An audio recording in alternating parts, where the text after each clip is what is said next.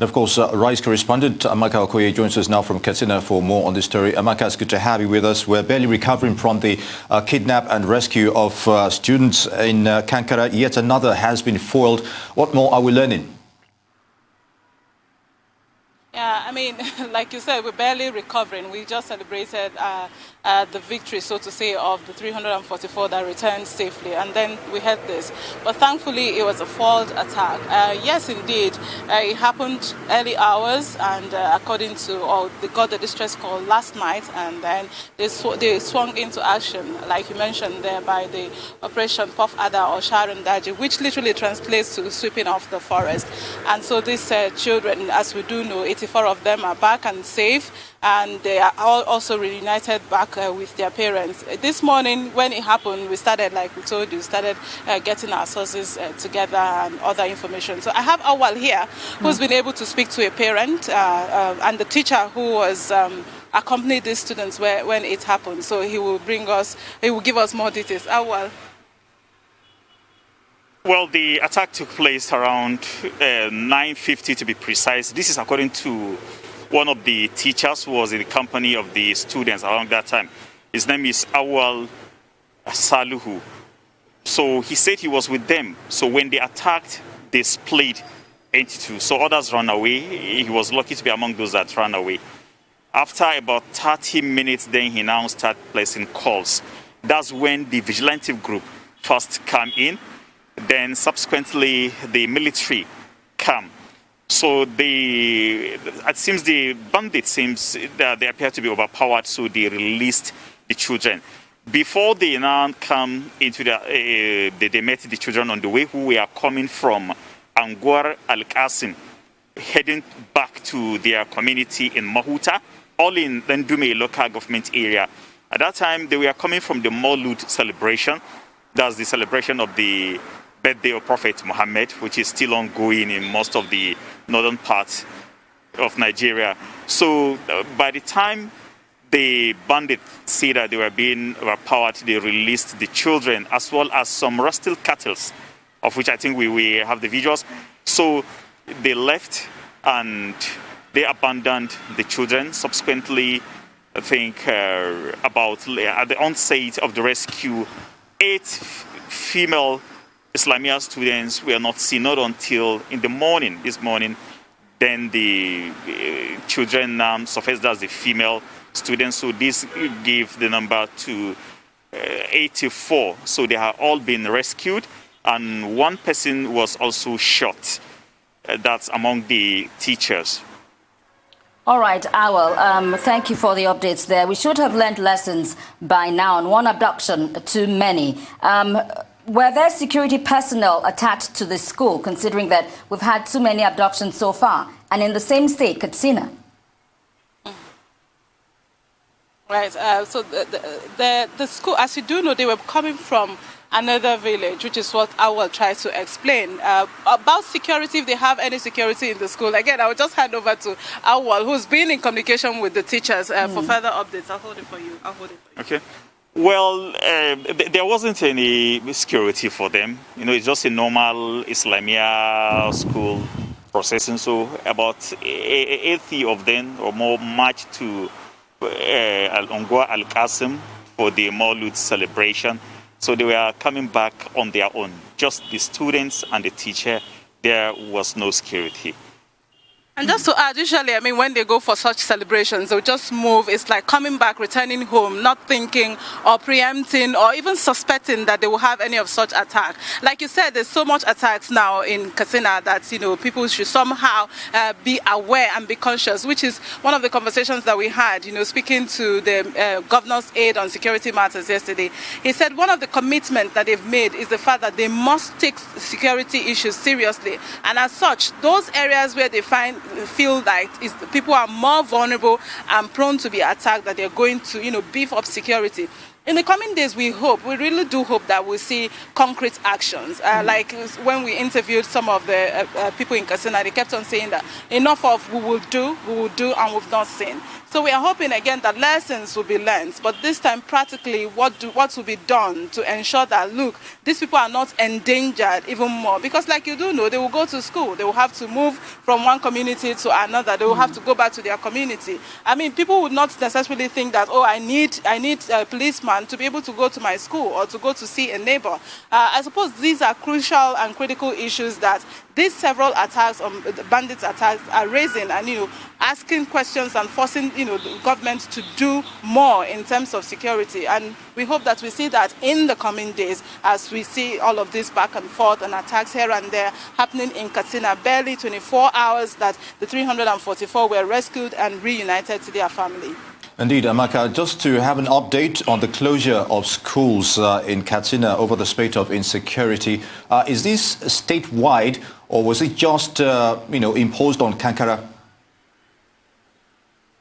No. It is statewide. When it happened, immediately Governor Masari Bello said that all schools be shut, whether in town or out of town, whether Katsina or all the local government area actually are shut down.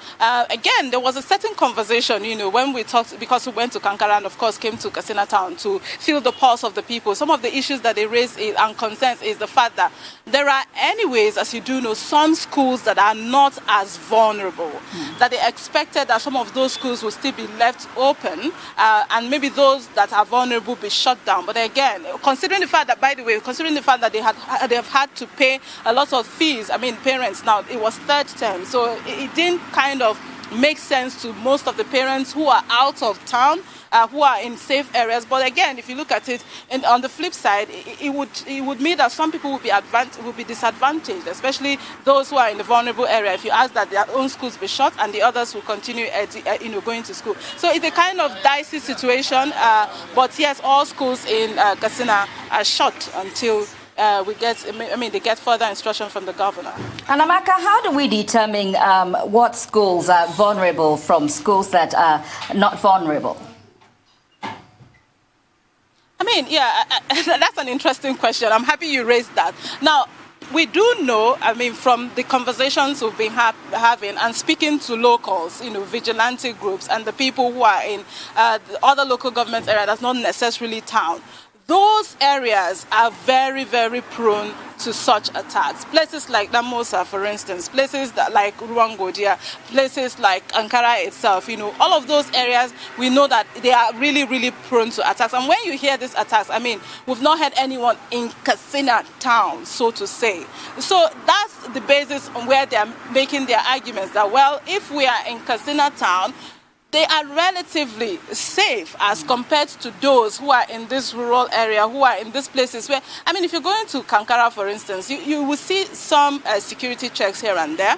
But when you get to the village, so the village itself, you hardly find any. In fact, there is none. I mean, the school that was attacked had just 2 teachers, one of whom was shot on that day. And it's a whole vast expanse of land. You could move for as long as maybe 3 kilometers and you may not even find anybody. But if you come to town, of course, it's a bit, everybody is here, so to say, people are moving around. So that level, the level of threat, if I will put it, the level of threat for those in Katsina town is limited as compared to those who are in these, rural areas that we've seen this attack. And over time, we have, attacks that have happened in the past in such areas. I think that is essentially what they are saying. Not that anyone, I mean, it can happen anywhere, by the way. It can happen in Katsina. We're not hoping that it continues. Indeed. But the point is that some people are more vulnerable than the other. Indeed, Amaka. Now, it would seem students, due to the foregoing, are targets for bandits for ransom or possible forced recruitment into Boko Haram. How is the state government responding to this? You need to take your question again. I apologize. Yes, it would seem students are the targets for bandits, for ransom or for possible forced recruitment into Boko Haram. How is the state government, attending to this possibility? That's interesting. Yesterday, by the way, we were off at the special advisor to the governor on security matters, and this is exactly one of the questions that we asked him. And what is going on? Why are students, the target? And he said, when this the most recent attack happened, everybody was asking, what's the motive? What's the motive for this attack? And he told us that indeed these bandits are actually not after money. Interestingly, they're not after the money. They just want to communicate to the government that they've not been taken care of. They've not been, treated as normal human beings. And as such, they know that when they go get children in school, the government will respond immediately. If they go to any other place, they, of course, will get response. But when you pick children who are vulnerable, coming from different local governments. In fact, this attack has everyone from the local government, the 34 local government areas in Katsina. They'll be forced to respond immediately. When you saw the visuals, you can see that they are all children. Apart from the fact that they are vulnerable, it's going to elicit some level of emotional appeal to force government to do something. And for a nation that, of course, you know how crucial education is, and you know what the statistics are when it comes to dropout, the level of education, the poor education, and which is higher in the north. The authorities will be forced to do something. So it's a strategy that they well understand. It's a strategy that these bandits know over time is going to work for them. Even if you trace back and look at the Boko Haram as well, it's a strategy that have worked for them over time. So I suppose they do know that, and they know that this is going to elicit a quick response from the government of the state, or those who are concerned with this issue. And so that's why they are doing this, and we do hope that the government can go a step ahead of them and, put some stumbling blocks for these bandits in terms of protecting these students and these schools, putting all the necessary security apparatus that they need to put in place such that students will not be vulnerable. Because, again, you can't say education should be stopped, to be stopped. That would be completely impossible. But, yes, it's a strategy that they have known over time is working, so to say. And so bandits should be recognized. What a joke, if you ask me. Amaka, thankfully, this attack, yesterday's own, was foiled, thankfully. So let's go back now to the Kankara boys who were rescued. Just give us what you make of the aftermath of the rescue, especially as they have all returned to their communities. I think that it is not over yet, if you ask me, until all angles of this whole incident is explored. There's a whole big area in terms of security that still needs to be explored. There's a whole new area of how do you continue negotiation with bandits that needs to be explored. There's a whole new area of what do they continually want? Has the government heard them? Because on the one hand, like I said when we had the conversation, these people are not interested in money, but the trauma, how about the trouble and the trauma that you put these people, your victims, through over and over again? So for now, we will say that, well, the students are happy to be back, reunited with their family. I'm sure there'll be a lot of tales and stories and, reminiscing the moments among these children and their loved ones. Some of them are still not ready to talk, are not able to talk. Again, you can imagine the trauma, the level of trauma. I suppose it differs from one child to another. But those who are able to talk, I'm sure they will be, reliving the stories. It is so much more to be explored. But for now, we can only say that we are grateful, that they are back. But it isn't over yet. I mean, when I heard the breaking news this morning that, these students have been abducted, the first source where we got it from didn't mention that they were rescued. I mean, I freaked out because I'm like, we just finished having this conversation yesterday. Is it another threat? Is it another warning? Is it to say to the government of the day that, look, you guys are not doing enough, or to say, look, we are not done with you guys yet? So all of these are the things that are going on in my own head as an individual. How much more, the government of the day, how much more the people of the state who needs to be assured that they are safe at all times, which is, as you do know, the duty of the government at all times. So it isn't over yet, but we are following up and hoping that, hey, the government will do what it has done. Will keep its promise, saying that they have heard the bandits, that this Kankara one is a message to the government to say, look, you're not doing what you're supposed to do. And the government is giving their own word, as per our conversation with the media aide of the governor on security matters, to say, yes, we're going to look into all the issues you've raised in terms of being neglected, the Fulani people saying they've been neglected and all of that. We hope that they come to a middle ground so that it's not a habit of, you capture, you abduct some people, they come and negotiate, you release them. it wouldn't be a way to live in a country like Nigeria or anywhere else, if you ask me. Indeed, there's still an atmosphere of uncertainty at this rate. Amaka Okoye, a rights correspondent in Katsina, I'd like to thank you very much. And of course, Awal Ibrahim as well for the update there.